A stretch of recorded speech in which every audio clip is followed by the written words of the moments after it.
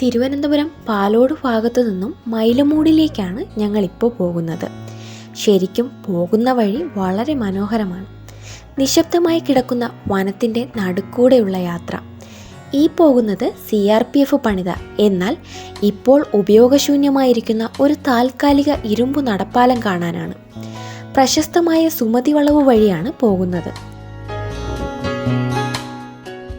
പോകുന്ന വഴിയിൽ സുമതി വളവിലൂടെയുള്ള KSRTC ബസിൻ്റെ യാത്രയും കാണാൻ പറ്റി.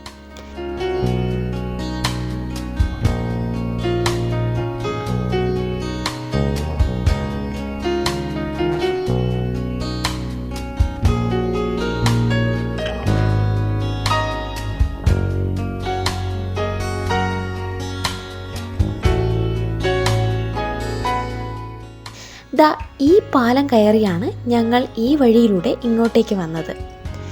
നമ്മൾ വന്ന വഴിയിലെ പാലമില്ലേ, ആ പാലം വരുന്നതിന് മുൻപ് നടന്ന് ഈ ആറ് ക്രോസ് ചെയ്യാൻ വേണ്ടിയാണ് ഈ താൽക്കാലിക നടപ്പാലം ഉണ്ടാക്കിയത്. അന്ന് CRPFകാരാണ് 2 ദിവസം കൊണ്ട് ഈ ഇരുമ്പു പാലം നിർമ്മിച്ചത്.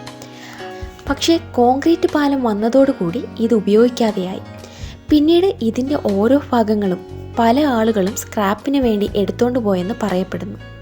2002 ഡിസംബറിലാണ് ഈ പാലം തുറന്നു കൊടുത്തത്. പാലം പൊളിഞ്ഞു കിടന്ന സമയത്തിന് നടപ്പായിട്ട് അക്കരെ ആൾക്കാർക്ക് പോകാൻ വേണ്ടി കിട്ടിയ പാലവും എന്ന് പറയുമ്പോൾ ഒരു പാലം വന്നപ്പോഴും പിന്നെ വലിയ വർക്കില്ലാതായി, അങ്ങോട്ടും ഇങ്ങോട്ടും പോകാൻ പറ്റാത്ത അവസ്ഥ. പോസ്റ്റിനകത്തൂടെയാണ് കിടക്കുന്നത് ഈ പാലം.